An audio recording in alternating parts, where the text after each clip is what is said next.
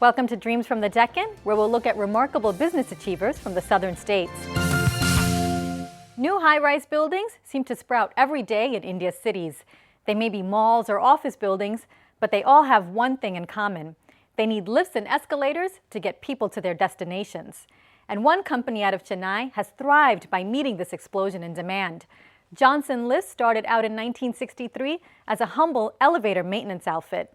It's now a major manufacturer that has survived the onslaught of multinationals and has revenues of some 700 crores.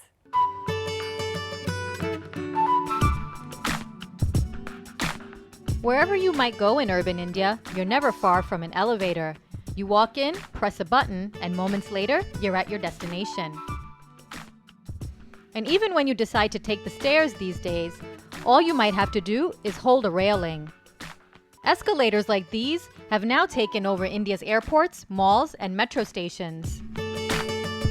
But while foreign firms are eager to cash in on this opportunity, one homegrown manufacturer is doing its part. John K. John now heads Johnson Lifts. His father created the company nearly 5 decades ago, and John remembers growing up in an atmosphere where people lived and breathed nothing but lifts. I had the privilege of knowing this business even when I was a kid, right? Because my dad used to talk about elevators. And I think this is something that happens in this business itself. People who work in this industry also take home their experience. I hear this from many of my colleagues, especially senior colleagues who worked during the early days. You know, they talk about, their wives talk about elevators. Right? I think it's because of the involvement they have in this business. But while John may have been born into the family business, rising to the top wasn't as easy as pressing a button. He had to study engineering and joined the firm as a simple technician with a salary of 350 rupees. Initial salary at that time in 1978, when I started, was 350 rupees. And out of the 350 rupees, I wouldn't get the full thing. My dad would deduct 150 rupees off it. So my net, what I used to get in the pocket was about 200 rupees. And as a kid, I also needed all the things that present day kids have. I had friends to take out, go for weekend dinners or whatever. All these essentials I had to manage in 200 rupees. And I used to have to travel by bus. My dad never got me a motorbike for various reasons. And I joined the company as a technician. My dad never took me and said, okay, from tomorrow onwards you're a director or anything or a partner. This never happened. I had to go work with all the field technicians. In fact, the guy who took me around for the first trips retired about 7 years ago. So, you know, my association with him has been that intimate and close. Comparison between John K. John and his father is inevitable. But company veterans who have seen the two at work together say father and son have very different styles of working. Senior John is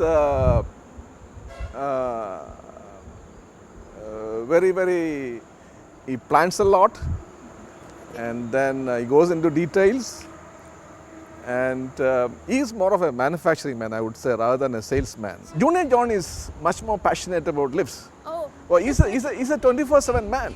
Okay. He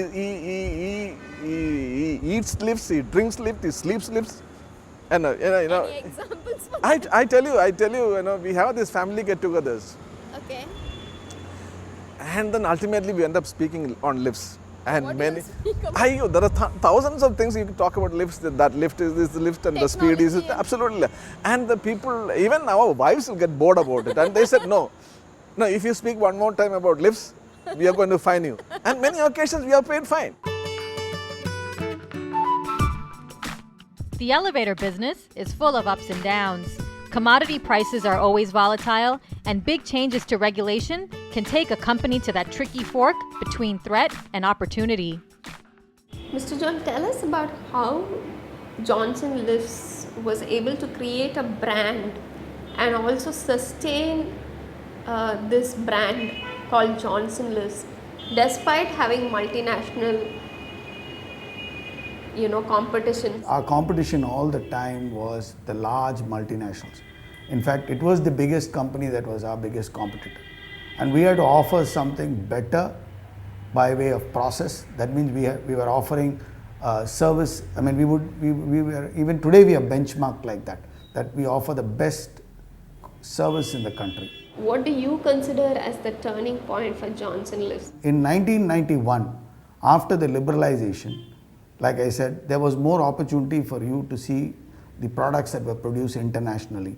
And we used to go for these fairs where we could see these components and talk to them and find out whether we could import some of them and we could get these samples and improvise and improve on them and produce it locally. Visiting such elevator exhibitions, how did that help? So it's much easier to produce an elevator today vis-a-vis compared to what was being done earlier, and the time taken to produce the elevators also is reduced because of all these improvements in the production methodology. Today it is no longer made batch.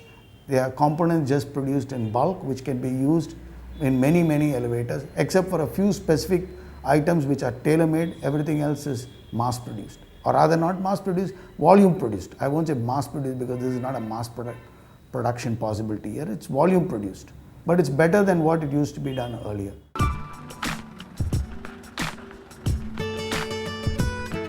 All that hard work and customer focus have paid off. Johnson Lifts now makes 7,000 elevators every year. There's also a new escalator manufacturing plant in Nagpur and a roster of big clients from across the country. Johnson is now expanding into other countries as well, with the presence in Nepal and Sri Lanka, but the company also wants to make sure it can deliver what it promises, one step at a time. And that's it for this episode of Dreams from the Deccan. Thanks for watching.